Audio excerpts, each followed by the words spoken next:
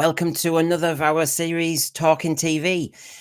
This week, come on, we're all Doctor Who geeks, so we're right in home base here. We're going to be talking about Doctor Who and the battle of the TV schedules, which sometimes they're lost pretty badly against Coronation Street and various sins.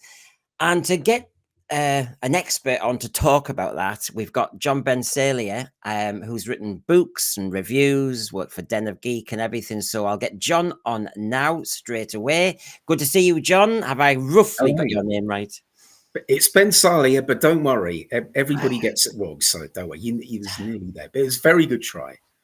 Yeah, he's John, really. Call me John. Yeah. So, yes, well, just so everybody knows who you are and what you're about, obviously, I came across you. I'd seen you on Twitter and that. You do some of your artwork, don't you, for your pieces? But yeah, I do, yes. But you've got a fair few compendiums, really, haven't you? I mean, I know you're just finishing one now, but it literally went on sale yesterday. Which is the complete guide now to the Tom Baker years. So that's available. If you want the fancy doorstop, that is the one for you. So there you go, folks. Did you change? I thought you changed the illustration. I saw you doing a different illustration. Yeah, I did. I mean, the ones that you've got up there were ebooks, but the one I've just brought out is actually in paperback. There you go. So where do we find these books? They're at Amazon. They're at Amazon. There you go. If you want an insomnia cure, then that is the place for you. So everybody, and of course, he's dabbled on his Saturday nights. You can see there the Generation Game, the unauthorized guide to the Generation Game as well. I know when we were talking before, this one was the Bruce Forsyth one, but I think you're looking at a Larry Grayson one as well, aren't you? Yeah, that is due out in the spring sometime. I mean, all being well, hopefully about May, I would think anyway. We'll see how it goes anyway. But yeah, May, hopefully. So there you go, folks. Look out. Keep an eye on that surname. Look it up on Amazon and get your Doctor Who stocking fillers there. So yeah, I think actually what caught my eye with you was the Generation Game one first. Actually, I think that was it. Yes, I mean, this is it here. I actually have it here. Yeah, there you go. Oh, God. Look at that. How many pages is that? It is 450 pages. So there you go. Plenty to get your teeth into that. Yes. Yeah, all 7 series covered of the original Bruce Forsyth in the Generation Game. And not just the ones that are repeated on TV that we know pretty well. The 1973 one. Many of them are repeated, though, are they? I mean, they had one last year because I think they were filling in for. I think it was BBC4, wasn't it? And they wanted an alternative to the. I think it was the Olympics or something, was it? Or the Paralympics? I'm not sure, but I think they had like a sort of a rerun of game shows, didn't they? They had that, and they had. I think Bob's Full House, I think, was one. Yes, I saw Bob. Yes. Yeah. Very quick, very fast. Oh, I mean, he was so fast, wasn't he? Yes. So I normally have this segment in my review shows and in my Sunday shows, the scheduled slumber blanket. Now, we're going to have a lovely one today because really we're going to indulge in pure nostalgia, aren't we? Yes. Yeah. Where did we dip in? The schedules we're jealous of that we never witnessed, where we think it went wrong.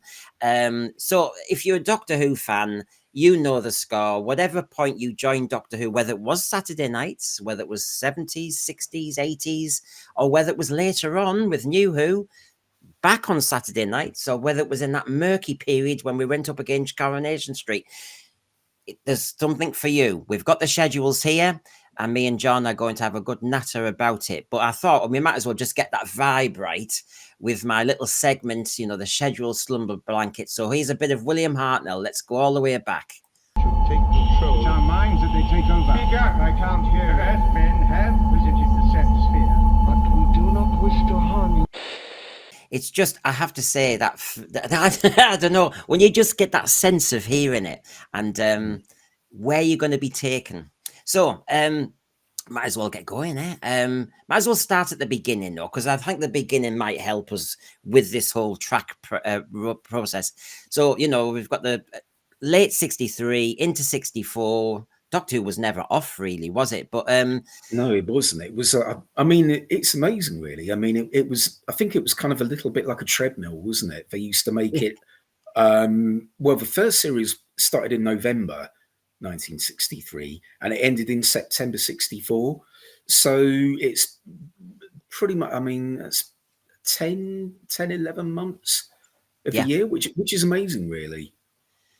I mean, we've got obviously authentic radio times here, of course, and you see the Dixon of Doc Greens, the jukebox juries, the telegoons, obviously Grandstand Tea and Doctor Who Up. I mean, this one is the Dead Planet. I mean, you're going all the way back to still 63. But I thought I'd tidy one up for you just to show you, as you say, we go all the way through into 64. And when you see the type of Saturday night Doctor Who is slotted into, I was intrigued by some of it, actually, because I thought the cricket, they never used to have the cricket, did they? And I thought, no. I mean, unfortunately, this is before my time, but it's quite sporty. And mind you, I mean, it's June, isn't it? So that's when it's sports season. So a couple of weeks after it was probably Wimbledon. I think it was one of the censorites. I think one of the episodes that got postponed till the following week because it was Wimbledon one week, I think. And sports always dabbled with Doctor Who. I remember, you see, I wonder if you do. Resurrection of the Daleks. It was a 4-episode story, but they made it into 2 bumper. Yes, because of the Winter Olympics. Yeah, and I remember that. Yeah.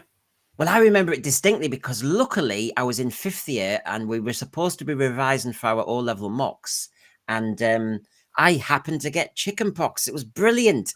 So I was getting treated by my parents. I'm on the settee. I'm covered in all that blooming oil and cream, and I got a double dose of Resurrection of the Daleks. That was great. Yes, I remember. Yeah, I think I would. Yeah, I would have been. Yeah, 9. Yeah, about 9 and a half. And but yeah, I was just very excited to see it back. And yeah, it was 50 rather than 25 minutes. So it was kind of like a real. Yeah, it was a really good experience. Yeah. So yes, we're jumping like 20 years previous, but I found this intriguing, actually. I mean, I picked out certain dates. I wasn't being deliberate, but this is the Aztecs Part 1. But what I found intriguing, number one, you've got the first test, which I've typed on because I was doing this at speed. Naughty English teacher there. The first test.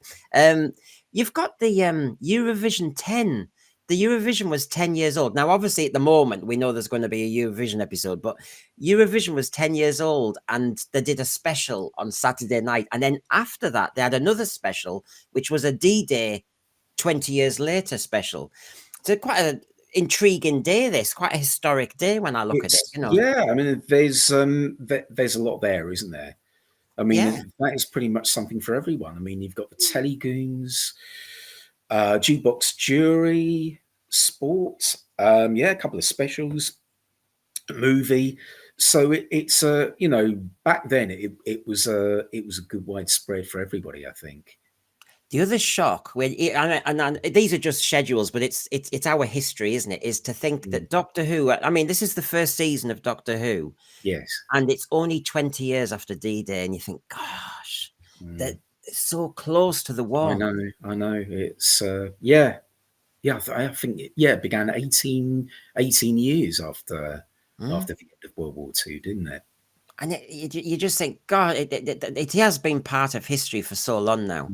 And so, of course, this is just this early 60s period. I mean, this one, for example, we've got, again, Grandstand. Then you've got the Tyrant of France, Doctor Who, 15, Jukebox Jury, which obviously was clearly a staple. And, of course, that was the agreement at the beginning with Sidney Newman. And that was the plan, wasn't it? We need a 25-minute fillip between the sport and Jukebox Jury with the teenagers before the night. And back then, I mean, it was on I mean, what you could call borrowed time, because there was no guarantee of the commission. Nah. What they would do is they would commission 5 stories in the first place, and if they did well, you get, say like another 3, another 4, and they would literally commission it on the hoof just like that. So it was, quite different to to what we have today, I think. It's funny, isn't it? Because you get used to a certain program being slot next to Doctor Who. So in the 70s, I knew it was mostly Basil Brush or Jim Will Fix It. There were certain programs, the theme tune you'd listen for, and you'd know you were close to your program. This, I assume, was the same thing for other people. Jukebox Jury's music, and the pop's going to be on in a minute once Doctor Who's finished. And I used to always like the grandstand music, knowing I'm so close. The grandstand, that used to kind of be a sign that it was nearly the slot for Doctor Who, didn't it? Yeah, get to the toilet, get your drink, get on that sofa, be ready.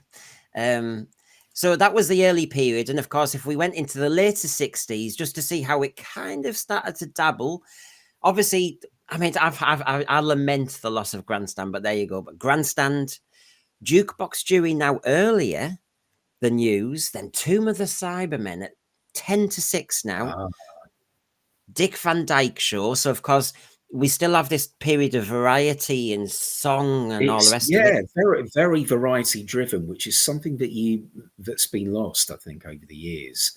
I think, whether that was deliberate, whether people's tastes have changed, I don't know, but I think there is less variety. I mean, you've also got Billy Cotton's musical, haven't you, there? Yeah. And this is what I mean. Whereas now we have, X Factor or Strictly Come Dancing. That's the variety of today, isn't it? Whereas then it was much more of a mix.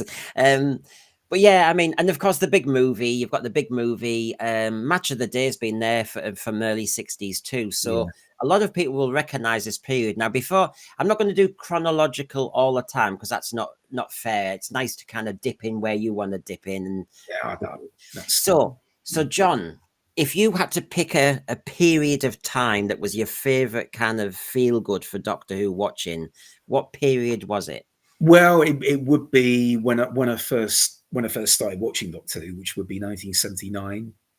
1979. 1979, yeah, September. Yeah, Part 1 City of Death was my first ever proper Doctor Who episode. That was my first one. And it was great. And there was something for everyone. I think you had, it was Grandstand, Basil Brush, Doctor Who, Generation Game, a drama. It might have been Secret Army. I don't know. Yeah. Don't quote me on that. I know you mentioned Secret Army, which I do remember. Seaside Special. There were some interesting ones on there.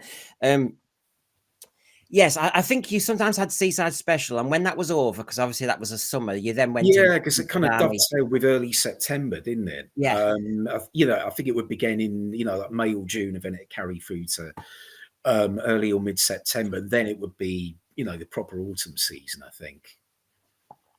But you see, if you change some of those programs around, you can see how they had a formula. So there you've got Grandstand. It says a cartoon, which I'm not aware of what that cartoon is. But you sometimes had The Wonderful World of Disney. You sometimes have Disney Time. Or you sometimes just had a Tom and Jerry or something. Or you had the Pink Panther Show. Yeah, the Pink Panther Show. That could well have been, just an episode. Maybe His and Makeup is an episode of the Pink Panther. I don't know. But I remember the Pink Panther Show. I love that as well. Has the format changed so much or needed to change so much? Because you think you've got the sport and people are shopping. So some people are watching the sport, but some people are out shopping with their parents and all the rest of it. Then you get to tea time. And then, of course, the cartoons come on. And I do remember the Pink Panther music, and that sometimes was a sign that Doctor Who's on its way. Yeah. This one was intriguing. Junior, That's Life. And I have to say, I don't remember that at all. I mean, I remember That's Life, but I don't remember the Junior version. Yeah, that was intriguing because I thought, it rings a bell, but I can't remember much about it. Esther Ransom was doing it, though. Destiny of the Daleks. I mean, what a launch that is. And then, of course, isn't it beautiful that your mum and dad might be tolerating Doctor Who for 25 minutes, but then after that, you've got full family generation Yeah, game. fun for all the family. Yeah, the generation game. Yeah. What did you when I mean, you've obviously been looking up the Larry Grayson years, and you've obviously already done the Bruce Forsyth years. Yes. When you've really looked it up, I mean, who did you think actually really did manage that format the best in the end? Well, they were both good in their own ways, I think. I mean, Bruce was he was like the consummate showman. He was kind of like the ultimate professional. And yeah, he was made for the generation game, I think. But then, I think Larry Grayson was an inspired choice to take over because he was the polar opposite. Because the producer at the time, it was a guy called Alan Boyd, and he was busy, sort of looking for that ideal replacement when Bruce chose to leave in '77. So he wanted somebody who would be a complete contrast to Bruce Forsyth. So you've got Larry Grayson coming in, who is quite goofy and quite, he's not as confident Yeah. as Bruce Forsyth, but he still had a great rapport with the contestants. They were both ideal. They were both brilliant hosts for the generation game. It was, I think the lightning, it did strike twice there. And it was interesting because Larry Grayson had a great knowledge of the movies, didn't he? Because I remember that show he used to do with Mike Smith. That's Showbiz. Yeah, that show business. Yeah, that was late '80s or something. And I think at one point, because it's a panel game, and you had Larry Grayson was the captain on one side and was always good about radio stars and film stars, and on the other side was Ken Dodd. I'm sure at one point you had that. You really had some real good. Yeah, I don't remember. I've got a feeling it might have been Kenny Everett, but don't quote me on that. Well, yeah, it could have been. I don't know. It's one of those that's just bobbed back into my mind. Yeah. It was just a good time, and I loved all these people who'd really lived in showbiz, and they had all the stories. Yeah, they had a great kind of, they made it in showbiz the hard way, if you like. They did all the comedy clubs, and they did all the theatre, and they did all the early TV, and they actually had to work their way up for it. Whereas these days, a lot of these are just like plucked out of Big Brother or whatever reality TV is going on, or or TikTok or whatever, YouTube, that sort of thing. And it's not quite the same thing. What I'm fascinated by, and obviously I'm I'm fed by the latest on season 2, which is somebody in the scheduling booth has decided that it's a good idea on Eurovision night to do a Doctor Who episode on the same topic. Now, looking at this here, you've got Roy Castle in Seaside Special. He's a Doctor Who actor, Yeah. Now, you see, can you imagine them doing a Doctor Who Destiny of the Daleks that blends with Generation Game or blends into a Seaside Special? No, it's and I think that was why it worked. I think because it just did its own thing. It wasn't so kind of archly aware of what was going to be in the schedules that day. It just kind of did its own thing, and I think that's why it worked really. And look, even if you loved the Eurovision, or even if you love Seaside Special or the Generation Game, what I thought the 70s did really well is you just keep getting variety. You got your comedy, you got the two Ronnies, then you got this, then you got that, but you didn't get a whole night of comedy, and you didn't get a whole night of variety. And I just think Eurovision on top of Doctor Who revision is maybe just, if people don't like Eurovision, they might just turn over.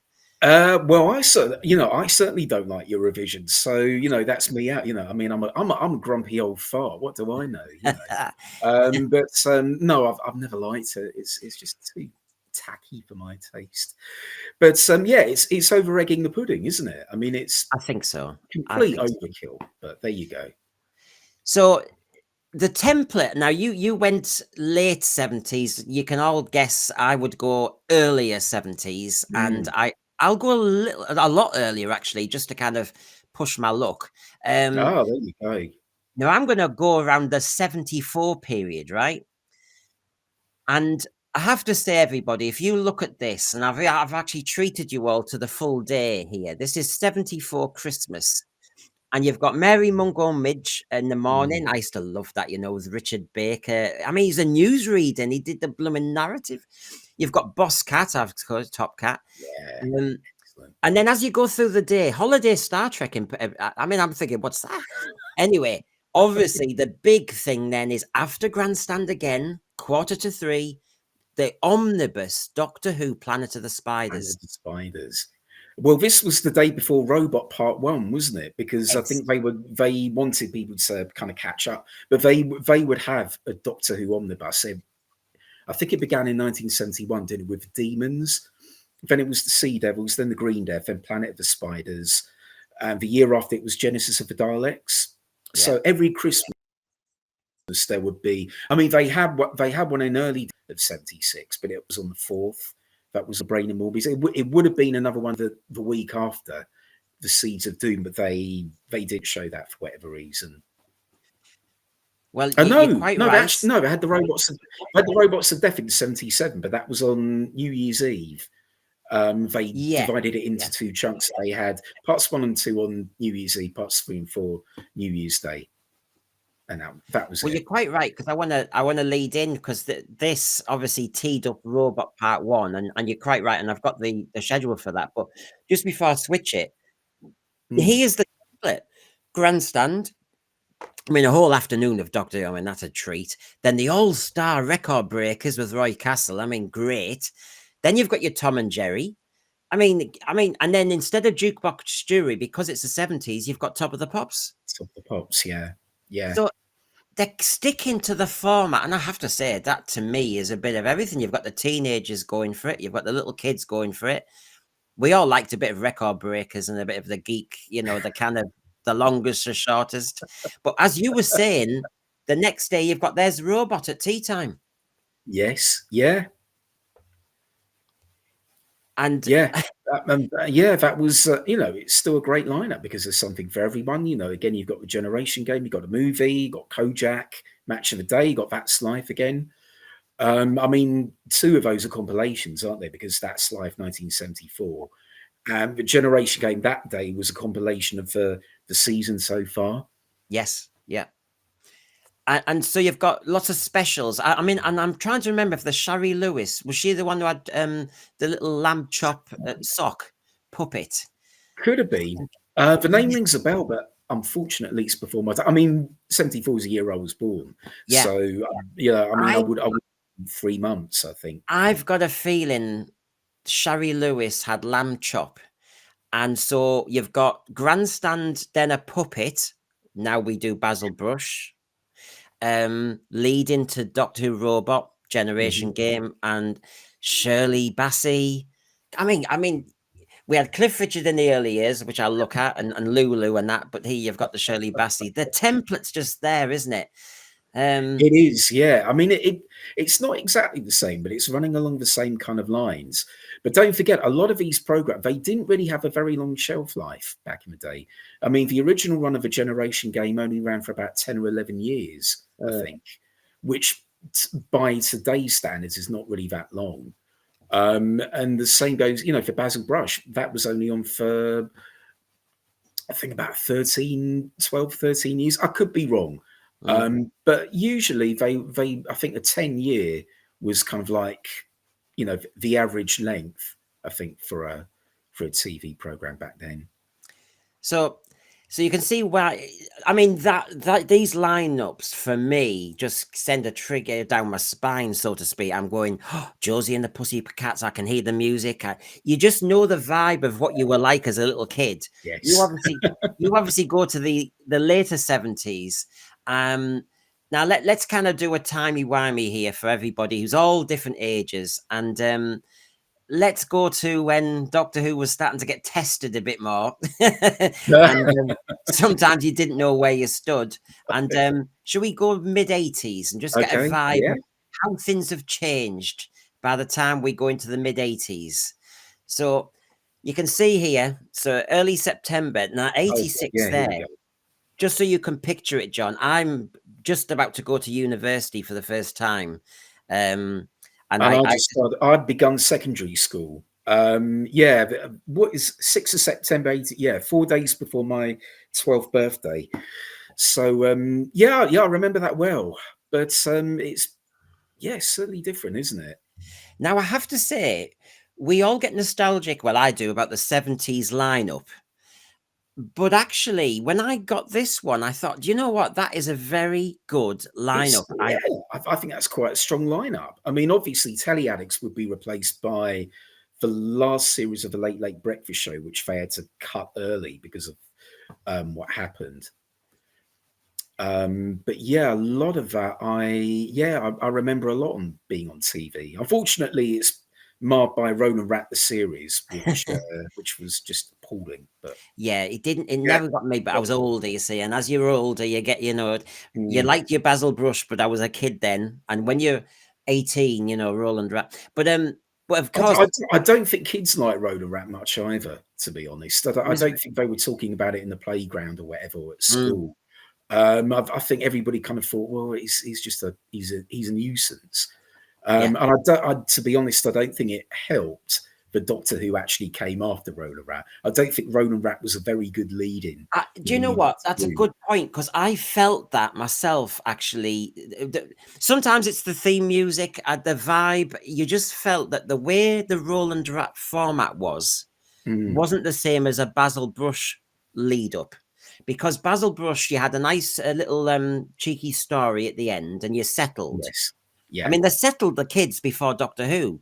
You were getting told a story. He might do a cheeky line, but basically, it's a bit like Basil Brush had gone to bed and was getting a story, and then straight after that, you're settled and you're going to get scared out of it. Doctor Who. Yeah. Whereas Roland Rat was more challenging and anti-authority and Saki, and I know what you mean, but even the music, I just thought. And then, oh God, yeah, it was a Stock Aitken and Waterman special, wasn't it? I mean, it sounded like I don't know, two washing machines, sort of fighting in the laundry room or something. That's what it sounded like. It's just that horrible, clunky sort of Stock Aitken and Waterman sound. Apologies to any SAW fans out there. But I have to say, I can understand the format because they've replaced Basil Brush with another puppet. So yeah, it's the same. It's the same thing. Then you've got Doctor Who trying to survive with its Trial of a Time Lord. This is the night you got the most expensive opening sequence in a long time. Yeah, but even that was a big mistake, because I mean, doing a 14-part story as a comeback was pure folly, complete. Yeah. I mean, because back in those days, we didn't have streaming. Not everybody had video recorders back then. So the only way you would actually make sense of what was going on further down the line, I mean, they had huge long recaps before the later episodes. But even so, you'd need a notebook and a pen just writing down what's going on there. That was the only way you could keep up with it. I mean, on ITV, you'd get Crown Court, but they were all one-off episodes.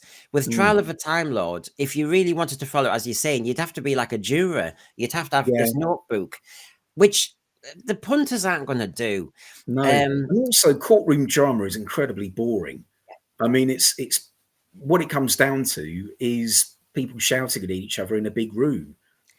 There's no room for pace, no room for action. There's no, pacey action sequences or, intriguing twists or anything surreal or unusual. It's just shouting at, between two parties. And then, of course, the other thing was that didn't work. And I mourn now about the lack of jeopardy in Doctor Who, which is if you're in a courtroom, they're showing stuff that's already happened. Or in one case, it was about to happen, but they're all in the room, so therefore they're still alive. And I just thought, well, there's no jeopardy because the cliffhangers don't stand up because that the Doctor will survive because he's already in the courtroom. So, but I think the only exception to that is the end of God. What's it called? My brain's gone. The one where Perry gets bumped off. Supposedly bumped off. Mind Warp. That's it. Mind Warp. The end of Mind Warp is very good. And I think that's probably the exception to the rule. And the other one is the end of The Ultimate Foe, Part 1, when he gets dragged beneath the quicksand. Yeah.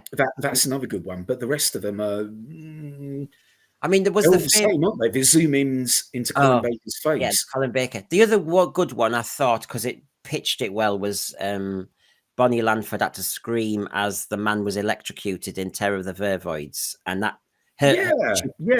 that's not a bad one either. I mean, he was getting electrocuted, and you think, oh my, that's almost like there's that jeopardy that you were talking about, which is sadly something that's missing, I'm afraid. I was mentioning the staple of Match of the Day, Jukebox Jury and that, but I have to say on a lot of these, you start to see Casualty just sat there. And you know what? This is when I think the formats have got a bit too tired, though. Whether you like Casualty or not, you mentioned Secret Army. We could mention various other drama series like there were dramas. I mean, there was the Duchess of Duke Street, which was 76, 77. Yeah. Juliet Bravo in the early 80s. Yeah. Can't remember. But I do, there was that sort of drama anyway. I'm not sure whether Segcast would have been on something like that. But there you go, the Duchess of Duke Street on September 76. Excuse me. So you always had a Duchess of Duke Street, Secret Army style. I've got one that's Vanity Fair from earlier to show, but they obviously had a real good, kind of drama. But you had the variety that it changed after 8 or 10 or 12 episodes. The Casualty has become a soap opera element. And I think I used to like Casualty, but I have to say, it's been going on forever. And you think, I like this idea that you get the Duchess of Duke Street, it does its stuff, and then it's over. Well, I mean, that's a problem I think you could apply to the TV schedule generally these days, in that it's become very kind of stuck in its ways. If you pick up a TV guide from 2025 and you find another one from 20 years ago, they'll probably be quite similar, I think, because you've got Casualty, you've got Strictly Come Dancing, you've got MasterChef, you've got The Apprentice, you've got Dragon's Den, you've got I'm a Celebrity. All of these things have been around for, a good 20 years. And I don't know why. I think the TV companies probably think that they're a safe bet, but sometimes I think you do need that change to actually just make the schedules more exciting.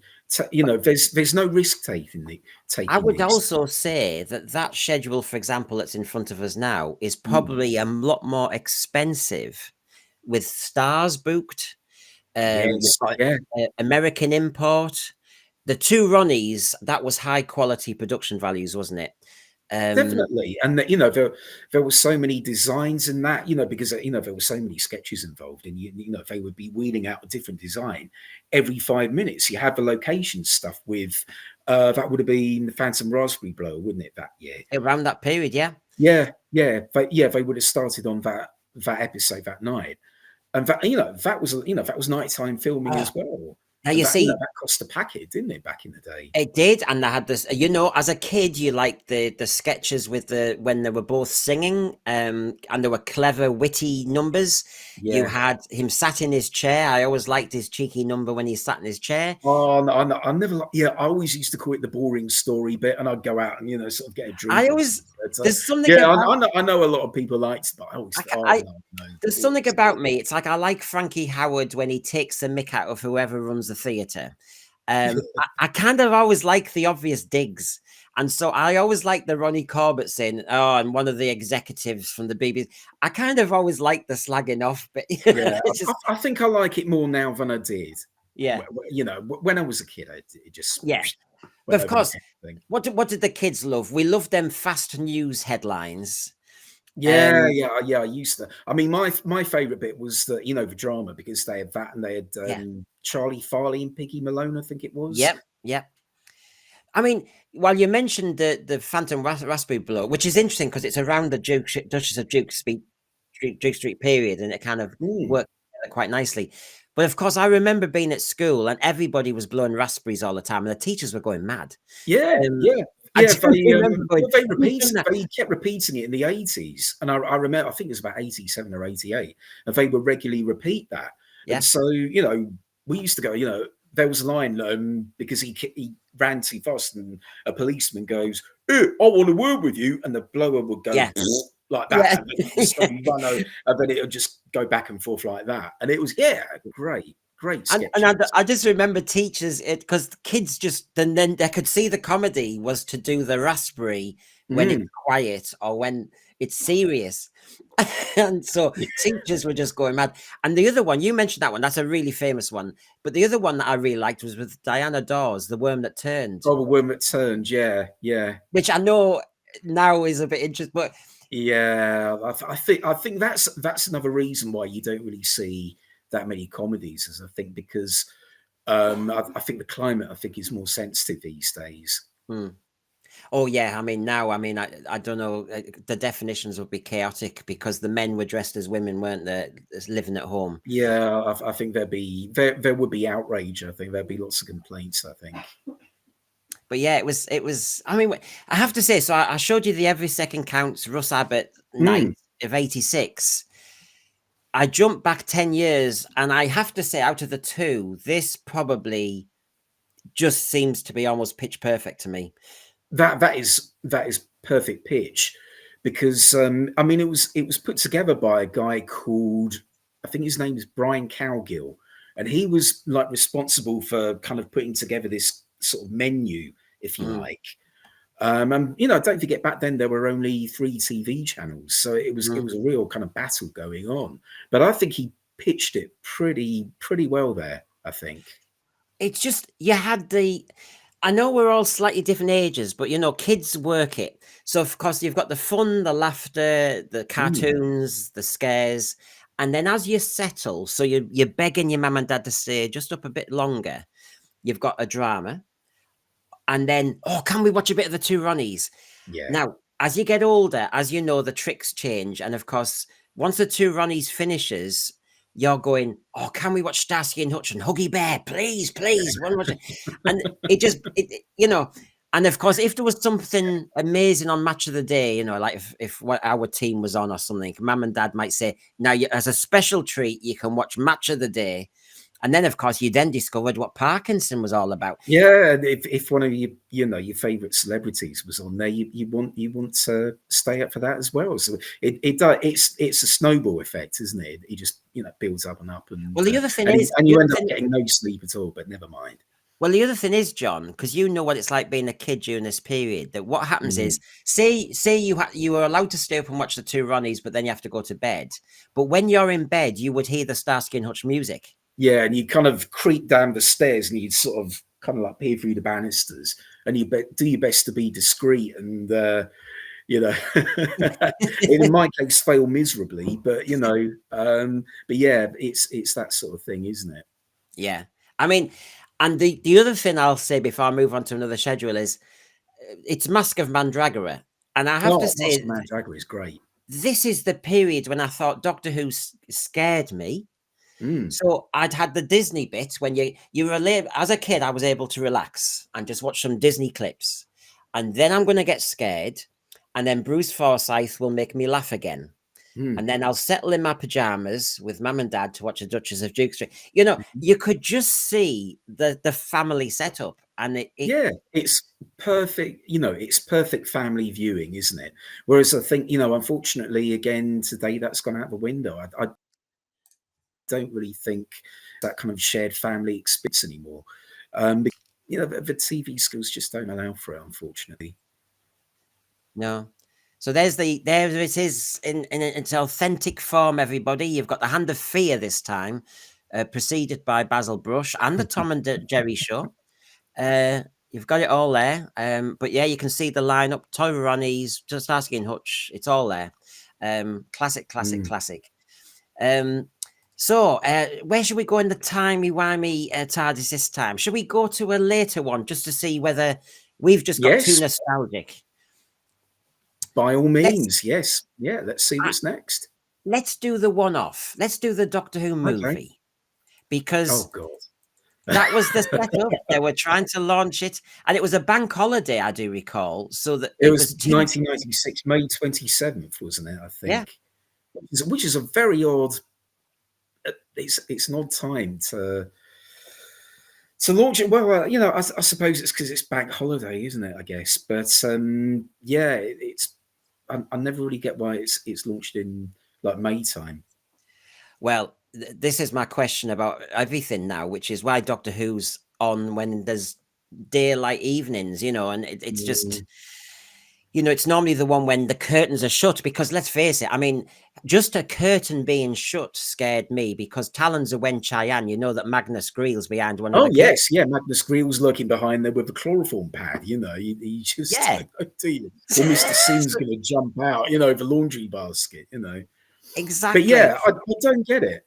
But unfortunately, again, it's the dynamics, because in autumn you've pretty much got Waterwalk Strictly. That is kind of like the golden child of the BBC, and that's on for like about 2.5 hours maybe. So everything else has got to fit around that. So that's quite difficult logistics. Whereas in January to March, you've got like football and rugby. And they kind of like take over that. So everything's got to fit around that. So it's kind of like the only place for it these days is the spring, which is unfortunate, because I personally I don't think it's a particularly good season to launch Doctor Who, really. No.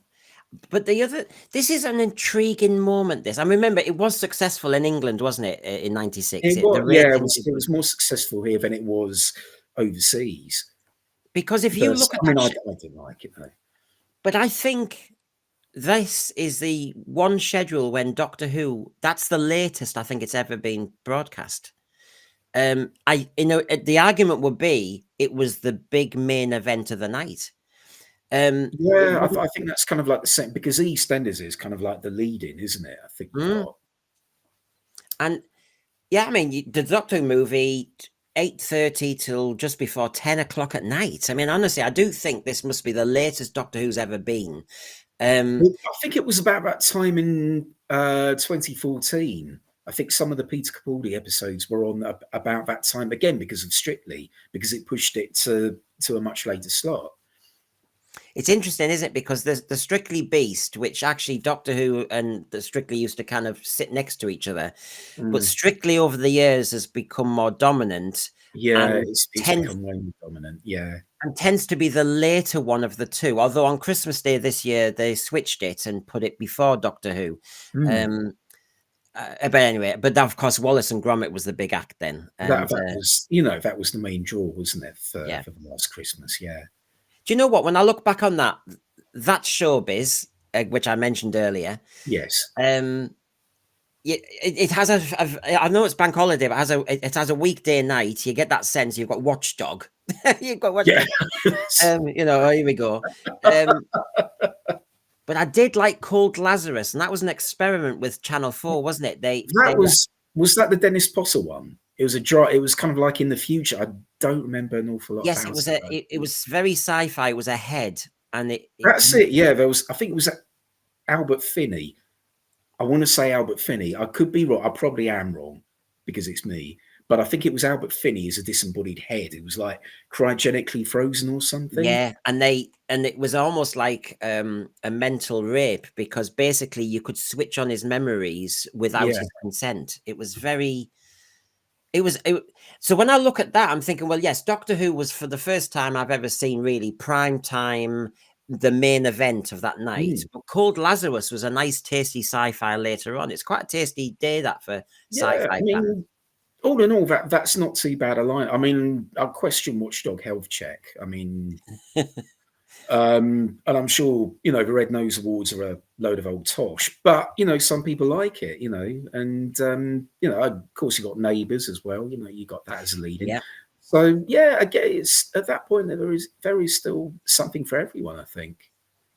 So that was the attempt at launching Doctor Who in '96. And we have to caveat it. This was therefore a successful scheduling.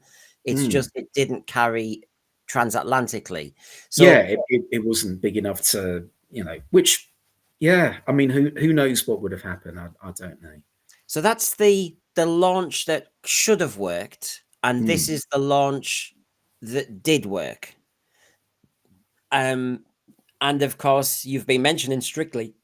There it is. But this time, I'd forgotten about the Dance Fever one when they were trying to do spin-offs. Right.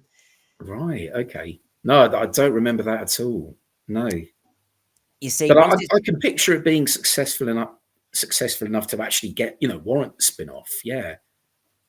obviously it didn't work because I've never heard of it since. No. This is an interesting period though, when you've got the BBC have got this great juggernaut Strictly, and they're trying to, like I said, spin it off to Casualty is your hook in the Casualty middle. again. Yeah. But that But it's national dominating, the National Lottery jet set. I mean, they used to make a big deal of that, didn't they? I think it began in something like '94. They would kind of make this big song and dance about, just the lottery numbers, which were over and done with in, seconds. and it was quite an expensive for the BBC. That was an expensive one because you really could go anywhere, couldn't you? And there was a sense of expense. But this takes me back, John, to, did you see the launch of the National Lottery with Noel Edmonds? Yeah, I vaguely remember. It was, I think I'd begun university. Yeah, it would have been '94. They made a big song and dance, about that. And I just thought it was just a load of hot air, It was amazing. I think it was an hour's show.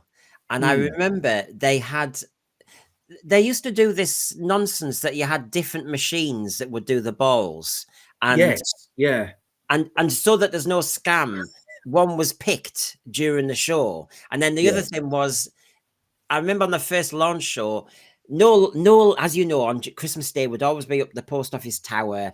Or we're live to the Falklands. He always loved the live. It was always the live aspect, wasn't it? Yeah.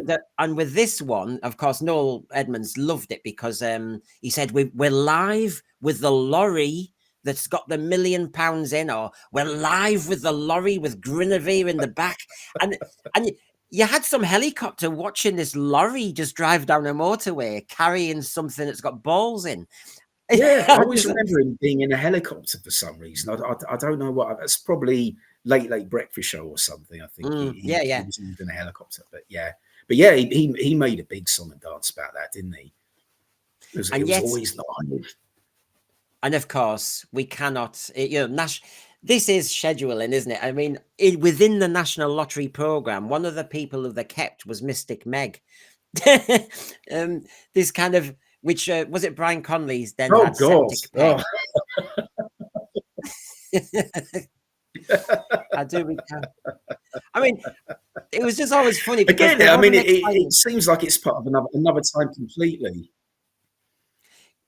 It was funny because I don't really think. Yeah.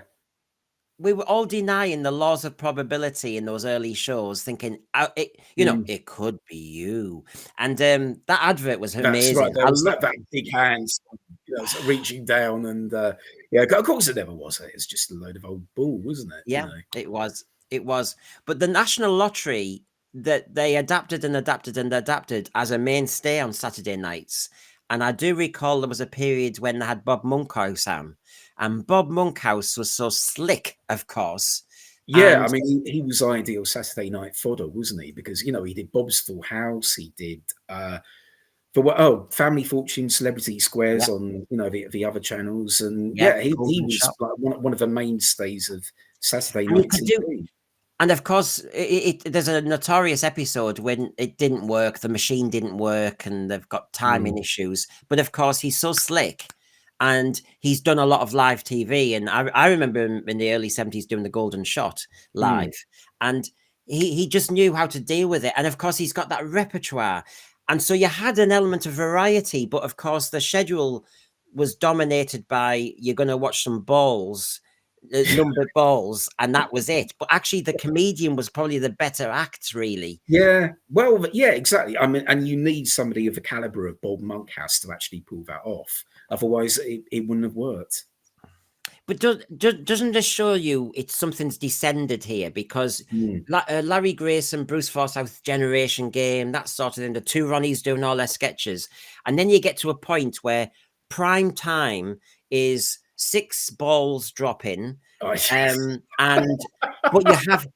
have a top comedian who might get a sneaky second to do one joke. I mean, yes, yeah, it's sort of become more. Oh, I don't know what the word is, but yeah, the dynamics have changed. They're starting to change by then. I think. I yeah. think they're relying more on gimmicks rather than actual thing. Entertainment. I think. But what I will say on behalf of Russell T Davies, and I can criticise, but when you look at the the end of the world, you had Lady Cassandra. It was set in space, lots of monsters, and it had Britney Spears' "Toxic," and it was all very pop culture. Now, whether you like it or not, when you look at that schedule, you think actually RTD has pitched it to fit in with this. Yeah, yeah. Well, yeah, that's a fair point. I mean, I don't like the pop culture stuff. I think it's Yeah. naff. I think it's tacky. But yeah, he's pitching it for the audience, and to be fair, it did do very well back then. I mean, especially considering it was in spring and summer, and that's not a time when you get good ratings. Up against Anton Deck. Yeah, it was. Yeah, that's right. Yeah, was it the takeaway or was it? Yeah, I think they've just started I think it. they just begun it, hadn't they? Yeah. Yeah. So they're popular anyway, but yeah. Yeah, yeah. So so this is the beginning of the new Who era, which obviously did take off. And we all know that RTD ended his era, series 4, and then the specials, I know, but so that the peak period for New Who just about was here. And so you can see it started to get the weakest link early doors. Then they started doing those talent shows like picking the Yeah, that's a big problem is for talent show. It's always, it's always elimination, isn't it? Somebody has to get eliminated or voted off or whatever. Rather than just losing naturally in a competition. They didn't get as many points as the other team, but here it's always phone-in votes and somebody else on the panel will vote them off. I mean, you've got, the weakest link there as well. I mean, it's all starting to become very kind of formulaic and tedious. And nasty. Yeah, nasty. Yeah, very cynical. And expensive, because the theatre one, they'd go away and they'd all sit them down, and they've all got this format where we take them to somewhere luxurious and then gradually by death by 1,000 cuts, eliminate. And I still don't know what's wrong with opportunity knocks on new faces. Well, I suppose they did. They did kind of the same thing, didn't they? All the snidey comments, and I'm not sure who was doing it back in the 70s, but obviously that kind of Simon Cowell sort of half-assed. Oh no, I don't like you. Out that sort of thing, because apparently that makes good TV, and people like other people like seeing other people get criticised or slagged off or whatever. It's I don't know why, but it's that sort of thing is starting to blight TV schedules, I think. And it was when I've looked at these later schedules and where we are now, which is, like you said earlier, it hasn't changed too much. In a way, for Elbow Room, Doctor Who has to be I dare say, what I will give RTD is Doctor Who has to be a different type of program to get Elbow Room, because it can't be this quiet little 25-minute drama, I'm guessing, when you're up against this loud, brash. That is it, isn't it? Yeah, I mean, it's very loud and it's very brash, and that's RTD style Doctor Who to a T, isn't it? Very loud. It's not to my taste, but it is to other people's. And like we said, in the 70s, you'd settle them after Basil Brush. Then you've got your 25 minutes of whatever Doctor Who. Then you move into Duchess of Duke Street or Secret Army, and there's a tone going through. Whereas this is just loud, lots of colour. I remember an RTD did say in 2005, Doctor Who needs to be loud, quick, fast, and colourful to go against Anton Deck, and he was probably right. And I can't obviously say he was wrong. He took off, but I think we need to change. That's the problem. So I'm going to go timey-wimey, John. I'm going to go from 2008 peak RTD to what everybody's hoping for, and actually, I only just got delivered a minute ago, which is season 7, 1970. Oh, you got the Blu-ray. Oh my God. Yeah, I had to answer that call. Sorry, that was too urgent, that one. That's okay. Yeah. So there you go. 1970, before me, really, before you, of course. But That's what have we got? Oh God. well, you've got lots of Yeah, variety. I mean, again, there is something for everyone. I mean, yeah. I mean, that's catering for the grannies, isn't it? You know, Cliff Richard and Val Yeah, Doonican in one evening. I mean, that's they'll be spitting out their false teeth in anticipation of that. I mean, there's it's an great. element, John. When we went for peak 70s period and then into 80s, I actually think this is still a period when kids are seen but not heard. There's an element where you've got your Doctor Who, but the rest is Hmm. for the adults. I get that Yes, vibe. yeah. That's more of an adult friendly lineup, I think. Yeah. Yeah, I mean, if I was a 5-year-old looking at that, I think the only one I'd be interested in would be Doctor Who. No, none of the others. No, but for the grown-ups, there's something there. There's drama, there's music, there's movie, western by the look of it. I think I've never heard of a Debbie Reynolds show at all. No, I mean obviously No. that's way back, isn't it? With I mean it's amazing. It's an American import, of course. They've Right. got an American import at tea time. I can't knock it because we had the Pink Panther show. Mm. Cliff Richard and then Lulu and the same format all the time. Yes, it is a singer, but they did comedy. I remember them doing comedy They sketches. did comedy sketches. I mean, you couldn't see any of today's rock and pop stars doing that. No. They'd be way too self-conscious. They take themselves so seriously these days. But yeah, I mean, fair dues to the likes of Cliff and Lulu. I think Mark Bolan had his own TV show. I think at one point. And Scylla. Yeah, Cilla Black. Yeah. Just trying to think if there was any others. No, but I'm sure there was. But yeah, I think Paul McCartney did a one-off in 1973. I think he did like a bank holiday special or something, and that was kind of like a variety show as well. I mean, it seemed to be there was much more variety then. Singers were the prime act. And I think the other conclusion is, yes, that kids weren't really catered for on a Saturday night. And I think after Doctor Who, it was put up or shut up, type thing. Yeah. I just thought I should indulge everybody a bit more with the 60s. I remember I was trying to get one. I think I'm missing one out. I'll get it in a minute. I'm into the 70s now, aren't I? But I'm trying to think one thing I did miss out. Let's have a look. I'll flick through here. We did the 76 one, didn't we? Yes, we did. And we did that.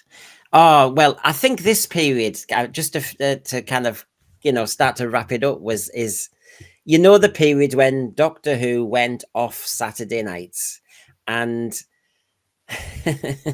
well, I mean, I have to say, I was delighted at that because I'd moved to a new school and I absolutely hated it. It was just a really bad experience.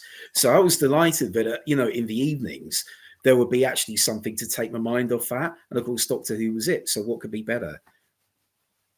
What's weird though is when you get the weekdays, it does depend which is the weekday, doesn't it? This is a Monday. So Castrovalva on Monday night, you might have homework. You've still got a week of school. Yeah. The Rockford Files, the music always depressed me. Yeah, depressed me too. Yeah, I never really, used to. I always used to think that kind of imported American cop drama was a bit dull. So I find it, and that's early doors. I remember Rockford Files later on used to be repeated very late at night. Yeah, But, it did. Yeah. I do remember Nationwide, which obviously in a moment I'll show you turns into 60 minutes. But yes, yeah. But Castrovalva to me stands. I mind you, I talked about Basil Brush, Jim Will Fix It, and all those that led to Doctor Who. But when it was midweek, I quite liked that Nationwide link into Doctor Who as well. Actually, Sue Lawley having a giggle at the end. Now and again, they got a Doctor Who item on, and there was not Hugh Scully. There was another one. Yeah, Hugh Scully was on there. Yeah, Richard Stilgo. Yeah, there was a bloke on it. Frank Boff, all of that. Yeah, one of them, and there was another Hugh as well, and he was a Doctor Who fan, and there was just a nice lead in sometimes. I quite like the Nationwide link up, because as soon as Nationwide finished, you got that lovely lineup trailer of the night. Oh yeah, but yeah, they don't have those anymore, and they were always very different. I mean, you know, I think at this point it would be usually accompanied by some sort of boppy 1980s disco or something like that. You know, somebody on their little Casio keyboard hammering those keys. But those trailers were great. I miss those. And this is kind of what you got. I mean, what I've put on screen here is really you just got a summary of the day, and you went, oh yeah. I mean, at 8:10, I mean, this just shows you how the world's changed. For nearly an hour, they have something about Northern Ireland, right? A documentary. So actually, I think this looks a bit dull. I've got the Rockford Files. Yeah, it wouldn't be my cup of tea. You see, I know, John. I know exactly what I'd be doing here, John. I'd have seen that Castrovalva's on, and obviously tune in and audio record, and then knowing that setup, and obviously I know there's Channel 4 and other things to look at, but I'd have probably thought, get your homework done, get your essay done, and don't leave it till Tuesday, because Rockford Files dull, Northern Ireland documentary, then the news, then Last of the Summer Wine, which so I'm getting out of that. So jump 2 years. Obviously, I'm now in 5th year, and I've still got more homework, and so I'm really scrutinizing. But we're now on Thursdays, and that's killer for Doctor Who and my schedule of homework, because 60 minutes instead of Nationwide. Warriors of the Deep. I'm sorry, I have quite an affection for it, really. But then, John, I think Thursday night was probably one of my favorite nights, because that was great. Yeah, Top of the Pops. The showman is one of the presenters from That's Life, and they did a documentary on doing somebody else's job. Was that it? What was it? Paul Heine, Chris Searle? One of those two, I think. So, like 1 week you're a stand-up comedian, another week. So the only one I remember is them directing a Bananarama video. I'm not quite sure why I remember that, but I think they made a complete hash of it, and they didn't like it. But that is a good lineup, and that was when I was really getting into Doctor Who at that point. To the point where, oh my god, I really want to see Doctor Who, and even if it's Warriors of the Deep, which I don't mind. I don't mind it. I know it's got its flaws, but I still quite like it. Yeah, I mean, it's got the famous bits, but to me it was a great, exciting launch to a season. And actually, we've been talking about when should Doctor Who be on. These very early January starts, I found very exciting, that you just had the Christmas holidays. You didn't have a lineup of homework yet. No. And then you've got fresh Doctor Who. And I actually quite liked that. I really did. And to be honest, I think Caves of Androzani is one of my memories. The regeneration of vividly remember that. Yeah, that was a Thursday and Friday. Yeah, that was Friday. Yeah. And so I do remember distinctly the Thursday Friday Doctor Who slot. I quite liked. Yes, I like that too, because season 90 was Monday and Tuesday. Season 20, I think, was Tuesday and Wednesday, and then of course it moves to Thursday and Friday for season 21. So it's all over the place. And of course, we learnt years later that Doctor Who was just a Trojan horse to work out a schedule for extenders and all of that. Yeah. Great. But you can't argue with that. I mean, that is especially with Top of the Pops on. I mean, that was the other thing that I always wanted to see when I was that age. It was always Top of the Pops, because I was really starting to get into into rock and pop music at that point. Well, to me, as a little geek, this had everything. I was getting into the news a bit, so I liked 60 Minutes. So then you've got Doctor Who, a bit of Tomorrow's World, brilliant. Then you've got Top of the Pops. And to be honest, by the time it gets to 8 o'clock on Channel 4 on a Thursday, will be Treasure Hunt. Because I was very strict on scheduling my homework and essays, so I really knew when I Had was to work jumping. around that. Yeah. So yeah, Thursday night was a busy night. I mean, get that essay done because Annika's on in a minute. Yeah, it was all very tight. Oh God, the things you do, but I think we remember these years because of having to logistically fit everything in. Yeah, yeah. It was a logistics thing. I think that began a couple of years later for me. I mean, yeah, that would have 86 would have been the year that I started to get the homework. Now Yeah, then, by 88, yeah, it would have been a lot of homework, I think.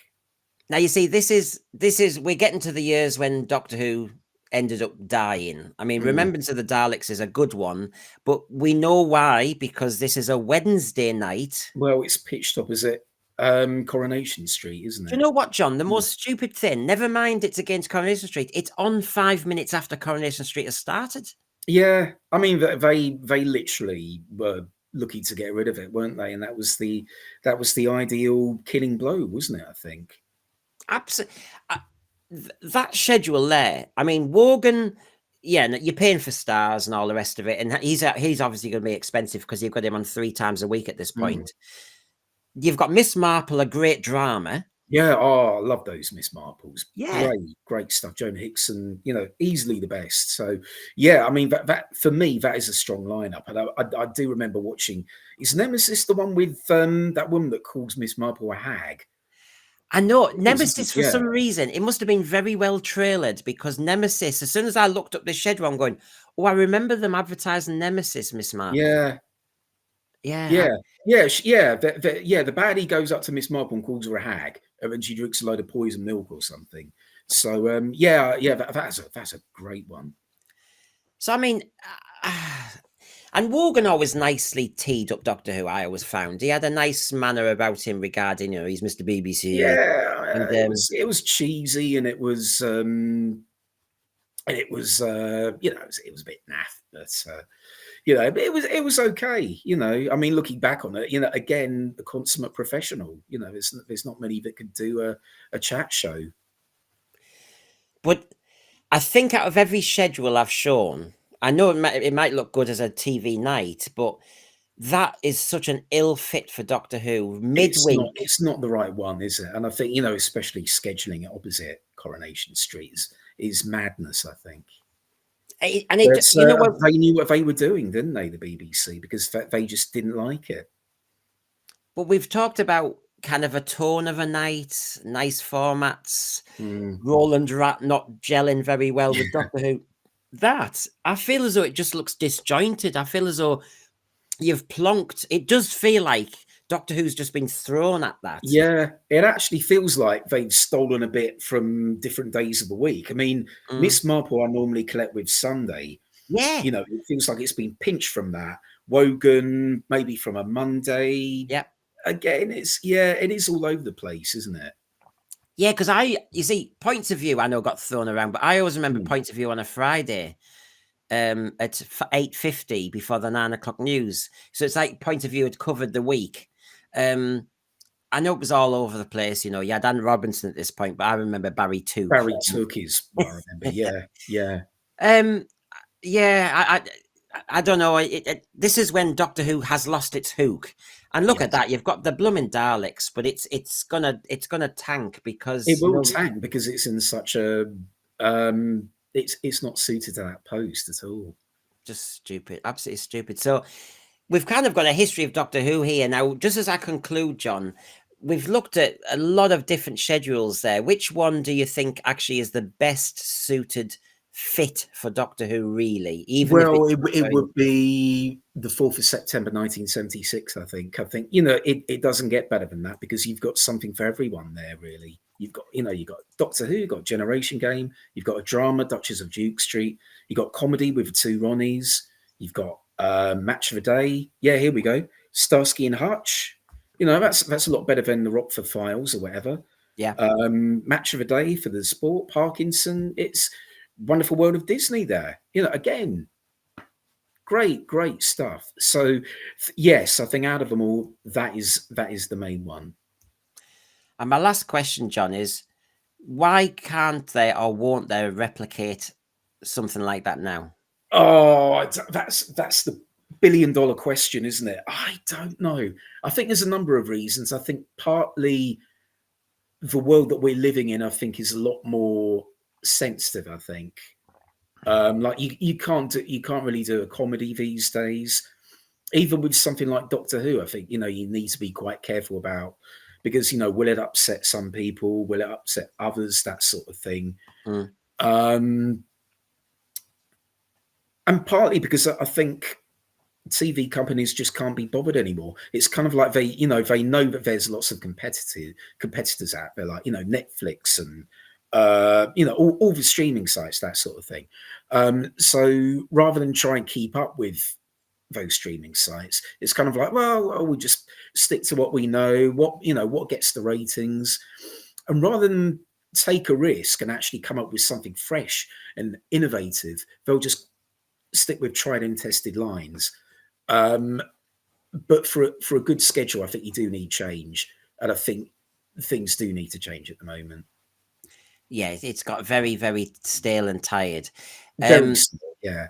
So, well, that was. I mean, it was a nice. I felt quite cozy doing that, going down memory lane. So, just to finish off, of course, John, you've been busy. We've been talking about the TV schedules and Doctor Who's fight for them, but you've been, like you said, you're number one in the charts with your latest one. But go on, give us another advert for some of the books you've done. Okay, well, this one here is. I mean, if you like the Generation game, then this is the first Bruceite.